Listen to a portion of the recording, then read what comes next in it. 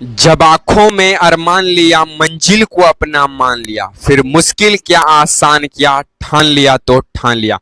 इसी motivational quote के साथ आज हम इस वीडियो की शुरुआत करने वाले हैं। तो आपको बता दें कि आज का ये जो वीडियो है ये आपको किस किस एग्जाम के लिए फायदेमंद करेगा। तो ये बीपीएससी हो गया, दरोगा हो गया, बिहार एसएससी हो गया, बिहार पुलिस हो गया, रेलवे हो गया, बैंक हो गया, डिफेंस हो गया और अन्य जिस भी एग्जाम में जीके जीएस का सवाल बनता है उन सभी परीक्षाओं के लिए महत्वपूर्ण साबित होने वाला है वीडियो।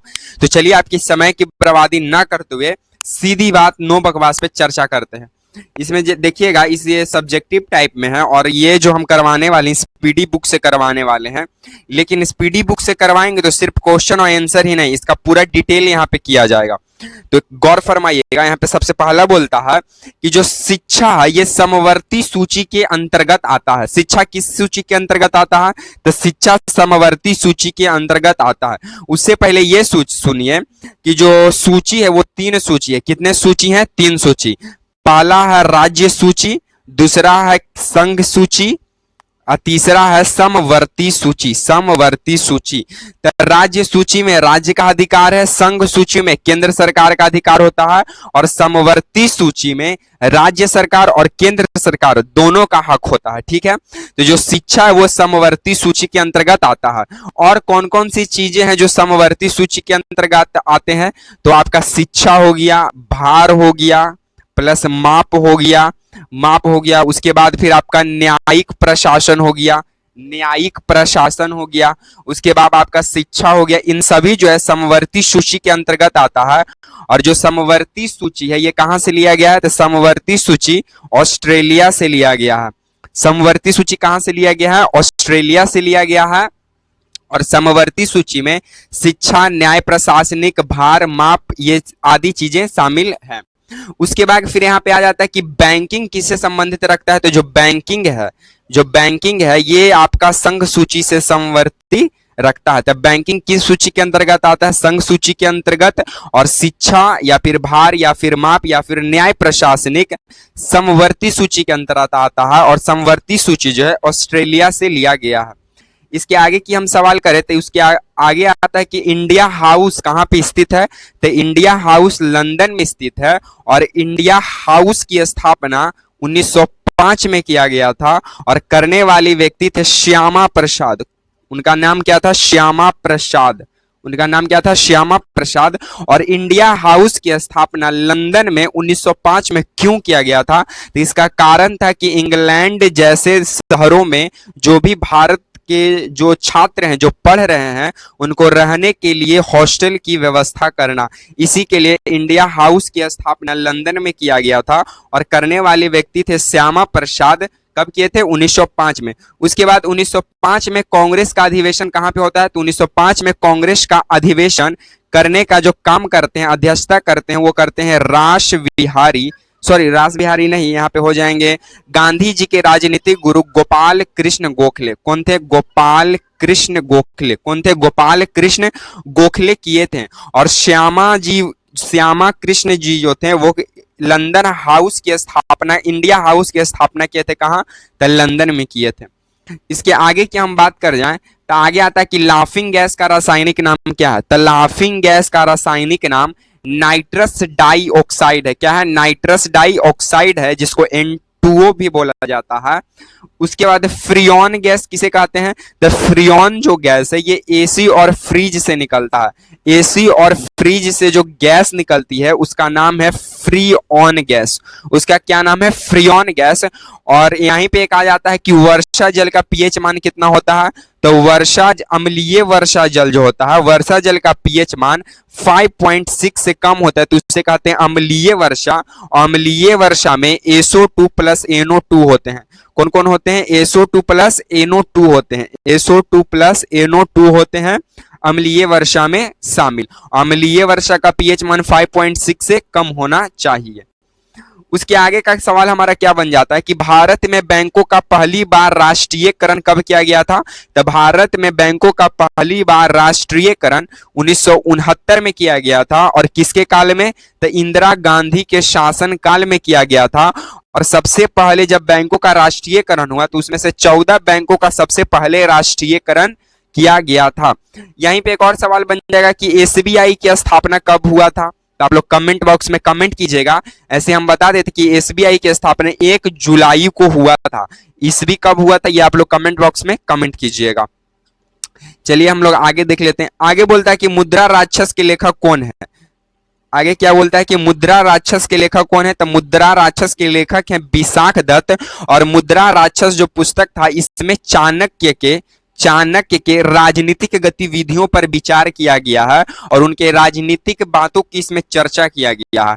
तो मुद्रा राक्षस के लेखक हो गए विशाख दत्त और मुद्रा राक्षस पुस्तक में चाणक्य की राजनीतिक बातों का उल्लेख मिलता है। उसके बाद रूसी क्रांति कब होता है, तो रूसी क्रांति 1917 में होता है।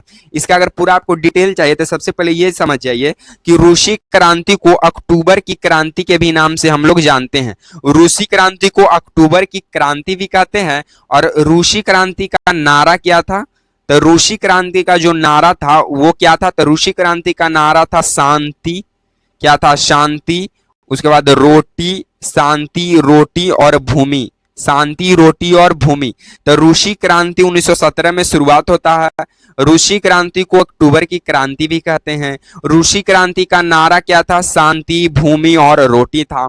उसके बाद रूसी क्रांति कब से कब तक शुरू हुआ था, तो रूसी क्रांति की शुरुआत 1917 में हुआ था और इसका अंत 1923 में हुआ। तो रूसी क्रांति की शुरुआत 1917 से लेकर 1923 तक हुआ था मेरे साथियों। चलिए हम लोग आगे देख लेते हैं आगे का क्या सवाल बन जाता है। आगे बोलता है कि लोकसभा में किसी विधेयक को, विधेयक मतलब होता है क्या था, कानून, विधेयक मतलब कानून। तो लोकसभा में किसी विधेयक को धन विधेयक के रूप में अध्यक्ष प्रमाणित करता है। उसके बाद आपको यह बता दें कि लोकसभा को जनता का सदन कहा जाता है। जनता का सदन कौन सा है, लोकसभा। जनता का सदन किसे कहते हैं, लोकसभा को। उसके बाद लोअर हाउस कौन सा है, यानी निचली सदन कौन सी है, तो लोकसभा है निचली सदन। उसके बाद लोकसभा का पदेन सभापति कौन होता है, तो लोकसभा का पदेन सभापति पदेन सभापति जो होते हैं वो होते हैं भारत के उपराष्ट्रपति। जो कि अभी भारत के उपराष्ट्रपति वर्तमान में कौन है, आप लोग कमेंट कीजिएगा। तो आपको हम बता दें कि अभी वर्तमान के भारत के जो उपराष्ट्रपति हैं वो कौन है, वो आप लोग कमेंट बॉक्स में कमेंट कीजिएगा। चलिए हम नहीं बताएंगे, इतना इजी सवाल है। उसके बाद आगे हम देख लेते हैं। उसके बाद फिर बोलता है कि बताइए आगे का सवाल कि मोनाजाइट मृदा में क्या पाया जाता है, तो मोनाजाइट मृदा में थोरियम पाया जाता है। और मोनाजाइट मृदा जो है ये खासकर केरल राज्य में पाया जाता है। और साथ में मोनाजाइट मृदा या फिर थोरियम का सर्वाधिक उत्पादक भारत में कोई राज्य है तो वो है केरल। और केरल की राजधानी कहाँ है, तो तिरुवनंतपुरम। और केरल जो है एक तटीय क्षेत्र है और केरल में सर्वाधिक साक्षरता दर है, साक्षरता दर सर्वाधिक है। उसके बाद मोनाजाइट मृदा में थोरियम पाया जाता है। मोनाजाइट मृदा कहाँ पाया जाता है, केरल में पाया जाता है। और थोरियम, विश्व में थोरियम का सबसे बड़ा उत्पादक देश है अगर कोई तो वो है चीन देश। तो विश्व में थोरियम का सर्वाधिक उत्पादक देश तो वो है चीन। अब भारत में कौन करता है, केरल करता है।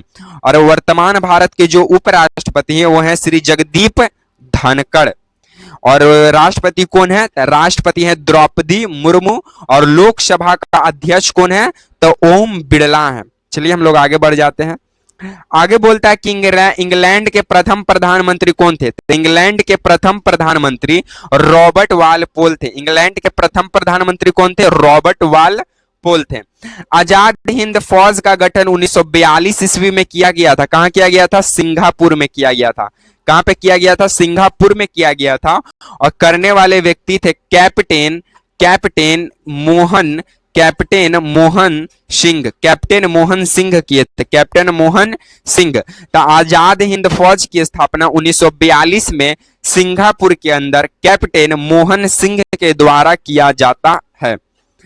चलिए हम इसको आगे और बढ़ जाते हैं। आगे बोलता है कि लोधी वंश का अंतिम शासक इब्राहिम लोधी था।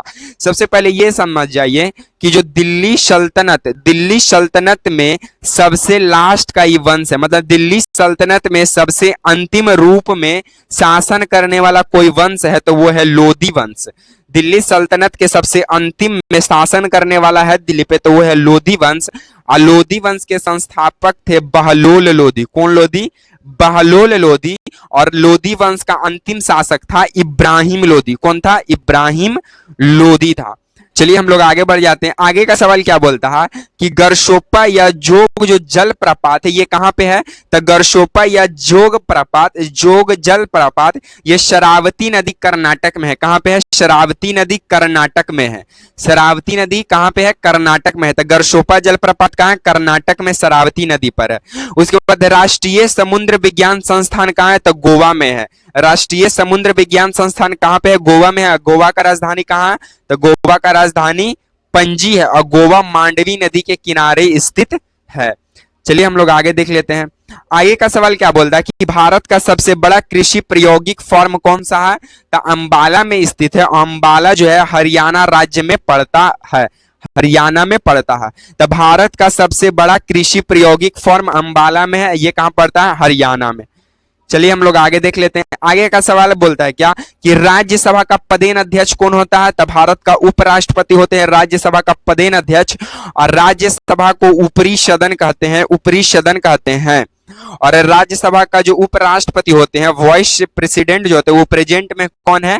तो जगदीप धनखड़ हैं। भारत में प्रतिवर्ष सेना दिवस 15 जनवरी को मनाते हैं। भारत में प्रतिवर्ष सेना दिवस कब मनाते हैं? 15 जनवरी को। और शहीद दिवस 23 मार्च को मनाते हैं। 23 मार्च को क्यों मनाते हैं? क्योंकि 23 मार्च 1931 को सैंडर्स की हत्या में भगत सिंह को फांसी की सजा सुनाई गई थी, इसीलिए उनके शहीद होने के उपलक्ष्य में हम लोग 23 मार्च को शहीद दिवस मनाते हैं, और भगत सिंह को शहीद आजम का उपाधि दिया गया था। उसके आगे की ओर हम लोग बढ़ जाएं तो आगे का सवाल क्या बन जाता है कि रक्तचाप या दाब जो है धमनियों में उच्च होता है, और धमनी का काम है शुद्ध रक्त को हृदय से पूरा शरीर में पंप करना। तो रक्त दाब कहां पे उच्च होता है? धमनियों में उच्च होता है, और धमनिया का काम है क्या? तो शुद्ध रक्त को हृदय से लेकर पूरे शरीर में पंप करना, और अशुद्ध रक्त को पूरे शरीर से लेकर हृदय में पहुंचाने का काम करता है सीरा। कौन करता है? सीरा। उसके बाद चक्रवात जो है वो निम्न दाब के कारण आता है। चक्रवात जो है लोअर प्रेशर के कारण आता है, और धमनी जो है ये शुद्ध रक्त का प्रवाह करता है, शीरा अशुद्ध रक्त का प्रवाह करता है। और हमारा जो हृदय है वो 4 चेंबर का बना होता है, और हमारा हृदय का जो धड़कन है वो किस मशीन के द्वारा मापते हैं? तो वो है स्टेथोस्कोप, और रक्त दाब हम लोग मापते हैं स्फिगेनोमैनोमीटर के द्वारा। उसके बाद लास्ट इस सीरीज का लास्ट सवाल क्या कहता है कि भारत में प्रथम रेल डलहौजी के शासनकाल में चलाया गया था। तब भारत में सबसे पहले रेल कब चलाया गया? तो 16 अप्रैल 1853 को चलाया गया था। कहां से लेकर कहां तक? तो मुंबई से लेकर थाने के बीच में, मुंबई से लेकर थाने के बीच में चलाया गया था 16 अप्रैल 1853 ईस्वी को। और रेल का जो जनक है वो डलहौजी को माना जाता है, और जो रेल चला था उसका नाम था ब्लैक ब्यूटी। ब्लैक भी था और ब्यूटी भी था, मतलब काला भी था, खूबसूरत भी था। तो ब्लैक ब्यूटी जो ट्रेन का नाम था वो 16 अप्रैल 1853 को चलता है, और ये भारत के प्रथम रेल डलहौजी के शासनकाल में चलता है। तो आज को हम सीरीज को यहीं पे समाप्त करते हैं। अगर वीडियो आपको पसंद आ जाता है तो चैनल को लाइक, शेयर एंड सब्सक्राइब करना नहीं भूलिएगा। इसी तरह के सीरीज के साथ आपसे मिलेंगे नेक्स्ट वीडियो में। तब तक के लिए आप सभी को जय हिंद।